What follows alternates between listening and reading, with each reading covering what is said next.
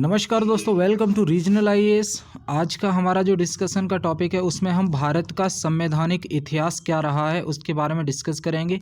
इस पूरे टॉपिक को, जिसका नाम है भारत का संवैधानिक इतिहास, इसको हम दो वीडियो में डिस्कस करेंगे।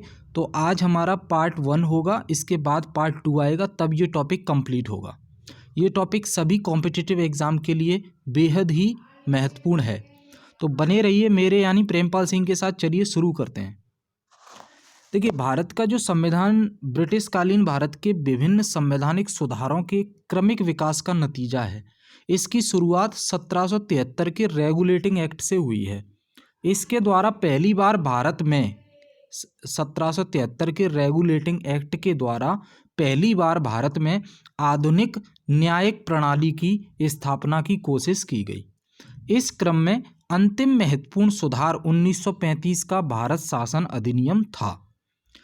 यह भारतीय संविधान का महत्वपूर्ण आधार है। भारतीय संविधान कमोवेश भारत शासन अधिनियम 1935 पर ही आधारित है, पर इसके साथ ही भारतीय संविधान निर्माताओं ने दुनिया के अन्य संविधानों से कई महत्वपूर्ण चीज़ें उठा लीं और संविधान में शामिल की। इस प्रकार भारतीय संविधान दुनिया का सबसे बड़ा लिखित और प्रभावी संविधान बना। तो आइए शुरुआत करते हैं 1773 के रेगुलेटिंग एक्ट से। तो 1773 का रेगुलेटिंग एक्ट क्या था? इसमें पॉइंट 1 है कि रेगुलेटिंग एक्ट ने बंगाल प्रेसिडेंसी के प्रशासन के लिए एक गवर्नर जनरल की नियुक्ति की थी, और प्रशासन का कार्य गवर्नर जनरल और उसकी परिषद यानी काउंसिल करती थी। गवर्नर जनरल की काउंसिल में 4 सदस्य होते थे। बंगाल, बिहार और उड़ीसा के सिविल इलाकों के प्रशासन का अधिकार भी गवर्नर जनरल और उसकी काउंसिल को ही प्राप्त था। मद्रास और बम्बई प्रेसिडेंसियों को कोलकाता प्रेसिडेंसी के अंडर कर दिया गया। कलकत्ता की सरकार को बम्बई और मद्रास प्रेसिडेंसी की सरकारों को शांति एवं युद्ध संबंधी मामलों में आदेश देने का प्राधिकार भी प्रदान किया गया। गवर्नर जनरल की परिषद को कंपनी के फोर्ट विलियम के प्रशासन एवं न्याय व्यवस्था के लिए विधि बनाने की शक्ति प्राप्त थी। जो गवर्नर जनरल की काउंसिल थी उसे विधि बनाने की शक्ति प्राप्त थी। रेगुलेटिंग एक्ट के द्वारा कलकत्ता में एक सुप्रीम कोर्ट की स्थापना की गई। सुप्रीम कोर्ट को सिविल, आपराधिक, नौसेना तथा धार्मिक मामलों में अधिकारिता प्राप्त थी। सुप्रीम कोर्ट के निर्णय के विरुद्ध अपील प्रीवी काउंसिल में की जा सकती थी। दूसरा था पिट्स इंडिया एक्ट 1784। ब्रिटिश संसद ने कंपनी के ऊपर अपने कंपनी कौन सी ईस्ट इंडिया कंपनी, ब्रिटिश संसद ने कंपनी के ऊपर अपने कंट्रोल को बढ़ाने के उद्देश्य से 1784 में पिट्स इंडिया एक्ट पास किया। इस एक्ट ने कंपनी के व्यापारिक और राजनीतिक कार्यकलापों को एक दूसरे से अलग कर दिया। इस एक्ट ने कंपनी के व्यापारिक कार्यों का प्रबंध कंपनी के निदेशकों के हाथों में ही रहने दिया, किंतु इसके ऊपर राजनीतिक नियंत्रण एवं निरीक्षण के लिए एक बोर्ड ऑफ कंट्रोल की स्थापना की। बोर्ड ऑफ कंट्रोल के सदस्यों की नियुक्ति इंग्लैंड का सम्राट करता था।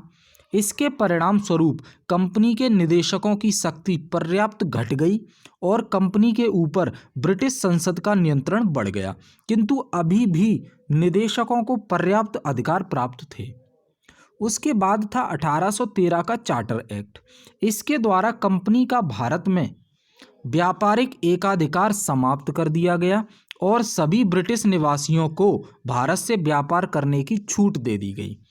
इसने कलकत्ता, बम्बई और मद्रास की सरकारों द्वारा बनाई गई विधियों का ब्रिटिश संसद द्वारा अनुमोदन अनिवार्य बना दिया।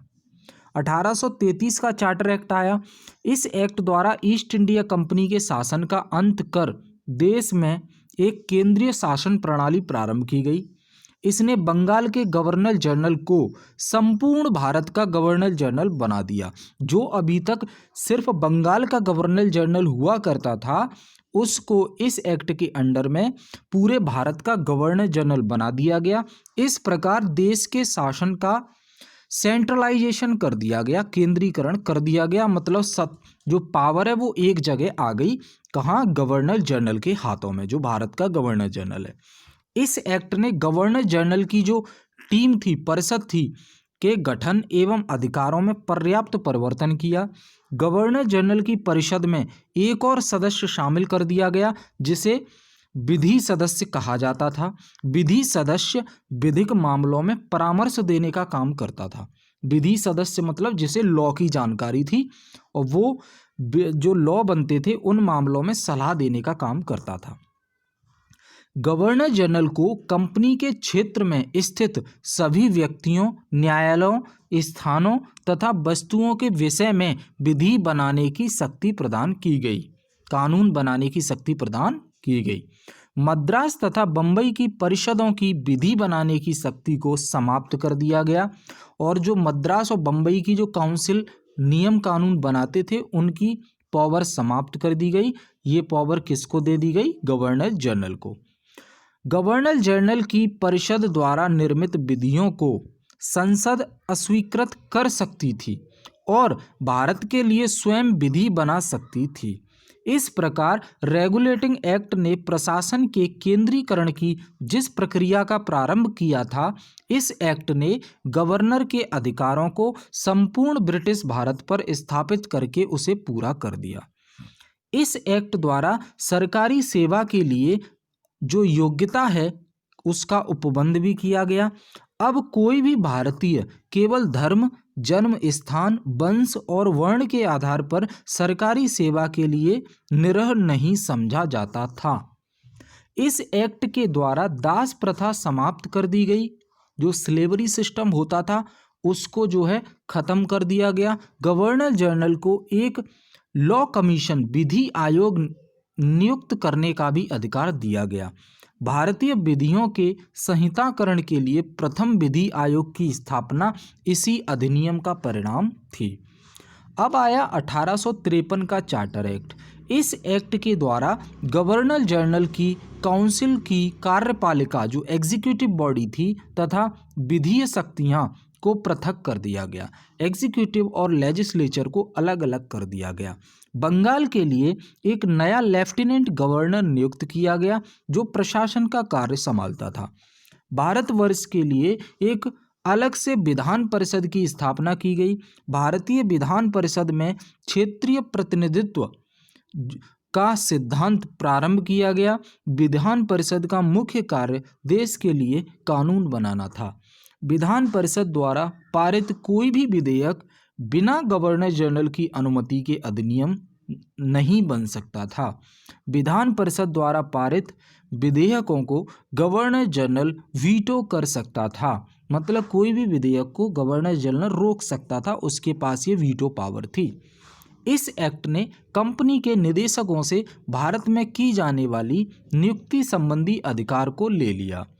अब आया भारत शासन अधिनियम 1858। 1858 के अधिनियम ने भारत के शासन को कंपनी के हाथों से सम्राट को ट्रांसफर कर दिया। अब भारत का शासन इंग्लैंड की साम्राज्ञी के नाम से किया जाने लगा। इस अधिनियम द्वारा बोर्ड ऑफ डायरेक्टर्स तथा बोर्ड ऑफ कंट्रोल को समाप्त कर दिया गया और सारे अधिकार भारत के राज्य सचिव को सौंप दिए गए, जो 15 सदस्यों की एक परिषद की सहायता से भारत का प्रशासन चलता था। राज्य सचिव को भारत से प्राप्त मालगुजारी का लेखा प्रति वर्ष संसद के सामने प्रस्तुत करना पड़ता था।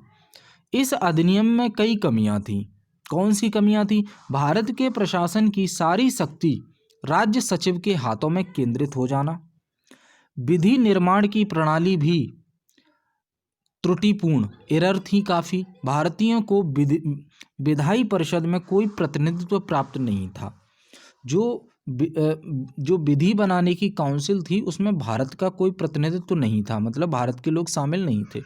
गवर्नर जनरल की विधायी परिषद ही अन्य प्रांतों के लिए विधि बनाती थी, कानून बनाती थी। इसे ना तो प्रांतों की क्षेत्रीय परिस्थितियों का पूरा ज्ञान था और ना इसे इनके लिए विधि बनाने का समय ही मिल पाता था। इस पर कोई कंट्रोल भी नहीं रह गया था। प्रांतीय विधान परिषद द्वारा पारित कोई भी विधेयक गवर्नर जनरल की अनुमति के बिना अधिनियम नहीं बन सकता था। अब आया भारतीय परिषद अधिनियम 1861। 1861 के अधिनियम द्वारा भारत में प्रतिनिधि संस्थाओं का प्रारंभ हुआ। सर्वप्रथम इस अधिनियम ने विधि बनाने के कार्य में भारतीयों के सहयोग का प्रारंभ किया। प्रांतीय विधान परिषद को विधि बनाने का अधिकार दिया गया। इस प्रकार प्रांतीय स्वायत्तता की नींव डाली गई, जिसकी परिणति 1919 में हुई।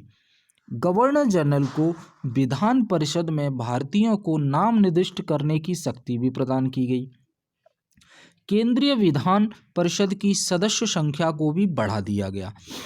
ऐसे सदस्यों की संख्या कम से कम 6 और अधिक से अधिक 12 तक हो सकती थी। इन्हें अपर सदस्य कहते थे। इनका नामांकन किया जाता था। नामांकित सदस्यों में से आधे सदस्य गैर सरकारी सदस्य होते थे। इनका कार्यकाल 2 साल का होता था। विधान परिषद की शक्ति अत्यंत सीमित थी। सार्वजनिक कर्ज या राजस्व, धर्म तथा सैनिक मामलों से संबंधित विधेयक गवर्नर जनरल की अनुमति से ही प्रस्तुत किए जा सकते थे।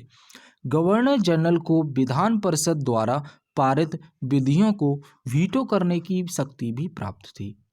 वह अध्यादेश भी जारी कर सकता था, ऑर्डिनेंस जारी कर सकता था।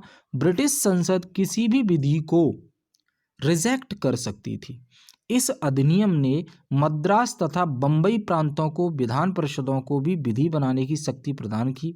गवर्नर जनरल को प्रांतीय विधान परिषदों द्वारा निर्मित विधियों को वीटो करने का शक्ति प्राप्त थी। गवर्नर जनरल को नए प्रांतों की स्थापना करने और उनकी सीमाओं में परिवर्तन करने का भी अधिकार प्राप्त था। इस अधिनियम में भी कई कमियां थीं। परिषद के सदस्यों को कोई महत्वपूर्ण अधिकार प्राप्त नहीं थे। वे विधेयकों पर प्रश्न नहीं पूछ सकते थे। जैसे हमारी संसद में कोई भी विधेयक पास होता है तो उस पर क्वेश्चन आवर में क्वेश्चन पूछे जाते हैं, विरोध होता है, लेकिन वहाँ विधेयकों पर प्रश्न नहीं पूछे जा सकते थे।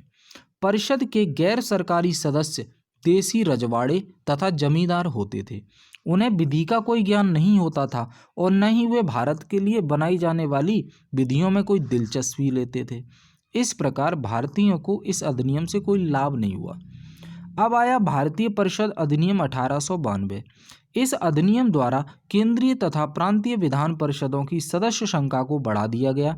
केंद्रीय विधान परिषद में कम से कम 10, अधिक से अधिक 16 अतिरिक्त सदस्य होते थे। परिषद के भारतीय सदस्यों को वार्षिक बजट पर बहस करने और सरकार से प्रश्न पूछने का अधिकार भी दिया गया, जो कि पिछले एक्ट में नहीं था।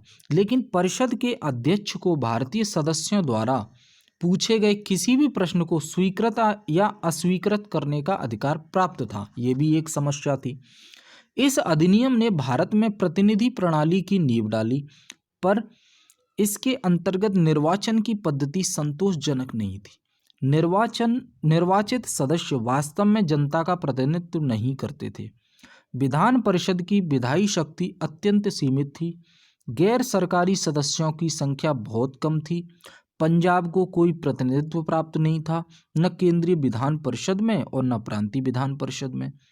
गैर सरकारी सदस्य विधेयक में संशोधन नहीं करा सकते थे।